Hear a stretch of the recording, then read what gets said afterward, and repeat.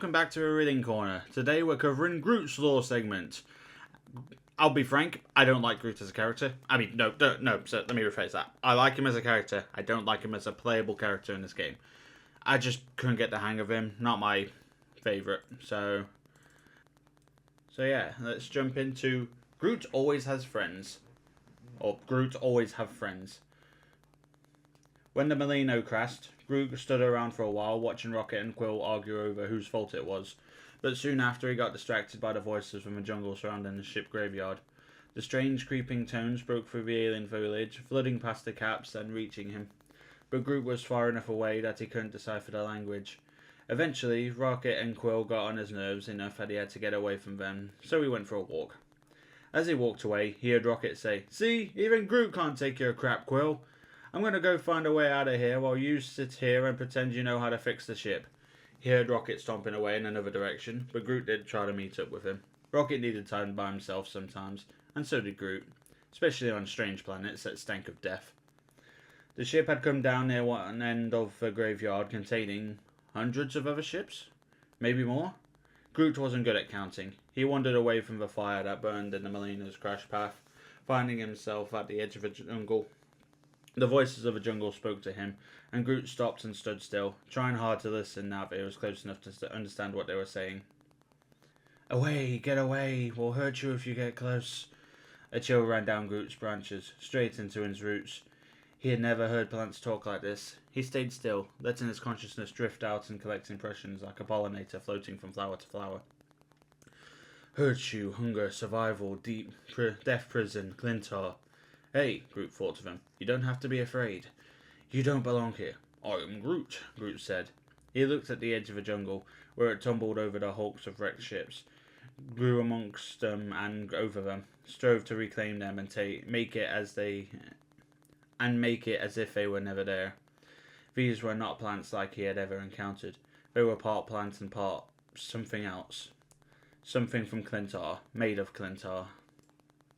Beings of some kind that could only exist when they bonded to something else, creating a new being that was part host and part parasite. Groot was horrified and fascinated. "I'm new here," Groot thought. "Go away, go back where you came from." "It's all right," Groot emanated peace and kindness. "I am Groot." None of them had names. They conferred amongst themselves, snapped at each other, screamed and wailed and whispered in phenomenal registers only they and Groot could understand. They were still afraid. Even more, they were confused by how friendly Groot was. He could feel that in their responses. It was like nobody had ever been friendly to them before. "This planet must be a hard place to live," Groot communed. That idea confused them too, because it never occurred to any of them that it was possible to live somewhere else, and they had never considered this place a planet. "Oh yes, friends," Groot expressed. "I've been to dozens of other worlds. This one is..." He struggled to find a thought that was honest without being hurtful. "Tough," he thought. "Not too friendly." "What is friendly?" Wow, Groot thought. So that's what he was dealing with. He tried to project a feeling of openness, trust, feeling understood, and knowing that you were never alone, surrounded by the people important to you.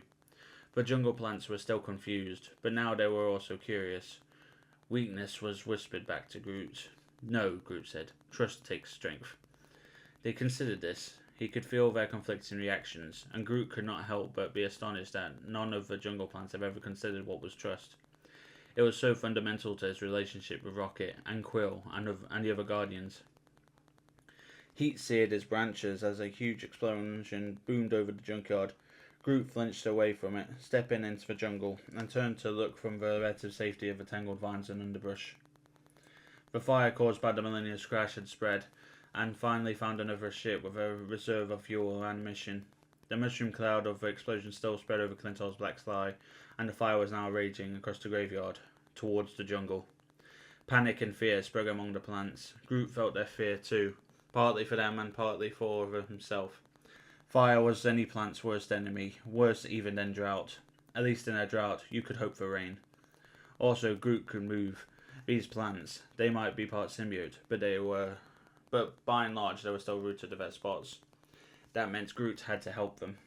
He saw the fire approaching, looking along the lines of the crashed ships towards the edges of the graveyard, where the jungle had begun to reclaim the wrecks. Already some plants were forced out of their innate shape, black slimy liquid dripping between their leaves, but their new symbiote form could not help them confront nor escape the natural enemy.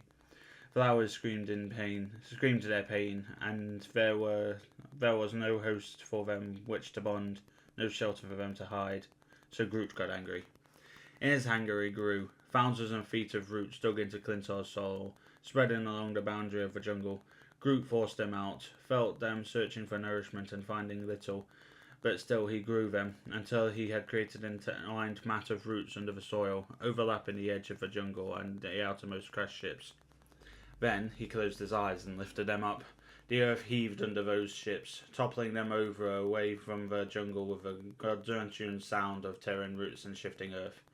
The pain of tearing and the plant life from himself was nothing compared to the satisfaction Groot felt when the wall of roots and wrecked ships collapsed on the fire, suffocating it immediately where it had been threatening the jungle. Even those few embers that remained would have had to cross a fire break 50 yards across to reach the jungle. Groot let the roots die off into the earth. He stood silently for a moment, recovering his strength as the fire spluttered and crackled among the jumbled wreckage. He was happy. Even better, he heard the voices of the jungle, and he could tell that his new plant friends were grateful. "Groot save us. Groot go save other friend," one of them said. "What? Which friend?" Groot looked back over the ship graveyard. The area around the Millennia was still unburned, so unless Quill had gone wandering, he was fine. That left Rocket. One of the plants, thin leaves clinging to the spine-like stem with a mouth similar to symbiotes on the end of its stem, volunteered that it had seen a smallish mammal headed in the direction of the old complex of buildings. Groot didn't know where that was. The ground rustled and tensed some of its leaves. They pointed in a certain direction. When Groot looked that way, he saw two things. One, the fire had spread not just to the edge of a jungle, but a complex of buildings he had somehow missed. "Rocket isn't there." The plant coiled and in a shrugging motion. "That way." Groot thanked the plant and charged across the ship graveyard, giving the fire a wide berth and arriving at a corner of the building complex just as one side of it was catching fire. He punched through a wall on the other side. "I am Groot!" he roared over the sound of the fire. "Groot, you idiot! What took you so long? You think I'm here for my health?" Rocket was alive. Groot charged into the building towards the sound of Rocket's voice. Halfway there, he ran straight into a group of tentacled black monsters. They were trying to get at Rocket, who was stuck inside a room with some kind of energy barrier blocking its doorway, with turrets ripped out of the walls, strewn upon the floor. "I am Groot!" he roared, tearing the monsters apart. More came from the darkened halls and rooms. Groot tore them to pieces too, but there were still more, and still more. He knew he might not make it to Rocket, but that wasn't going to stop him from trying. Their fangs and claws stung at his bark and tore at his roots. Groot roared and fought back. He heard Rocket calling his name, but he couldn't spare the focus to answer. All he could do at that moment was stay alive as the black monsters overran him. Then help came from an unexpected source. Fungi-like plants sprouted from the dark. Groot witnessed the fangs on their caps pierced through the monsters, tearing them apart, and the minor plants under the cover gobbled the pieces all up. "We help," the plants called to Groot. "I am Groot," he shouted back, glad to see his new friends, and feeling proud that on this planet, where every planet was suspicious and hostile, he had helped them learn how to be friends. "Who are you talking to? I'm over here," Rocket shouted. "I am Groot." "What do you mean it's hard to explain?"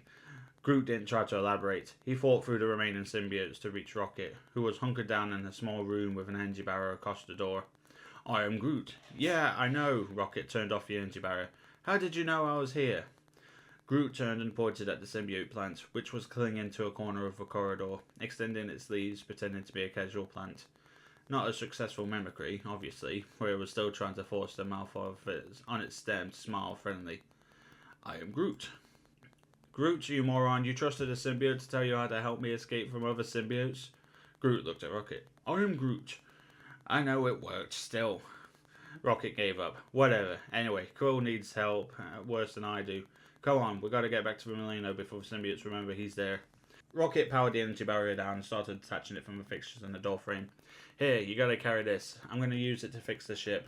He chuckled to himself. "Quill's gonna feel so dumb when I show him this trick. I love it." Groot picked up the energy barrier projection frame and started back towards the Millennia. The voices of Klyntar's plants were still in his head. He felt proud of himself for what the symbiote plants had done. Not because Groot could take credit for it, but because he had helped them see what they could do on their own, not just by being friendly. He'd tell Rocket about it one day, but he knew deep down that Rocket already understood the power of friendship. So yeah, that was the lore segment. Groot as a character, he is a vanguard, so he's fundamentally a tank who can create barriers and walls to block off pathways and and cover allies. Honestly though, not my favourite. It's hard to I mean, throwing up barriers is what is all well and good, and if you get the hang of it, using it to cut off passageways and the like is really brilliant. But overall, not my biggest fan. Anyway, hope you enjoyed. Be sure to like and subscribe, and I'll see you next time.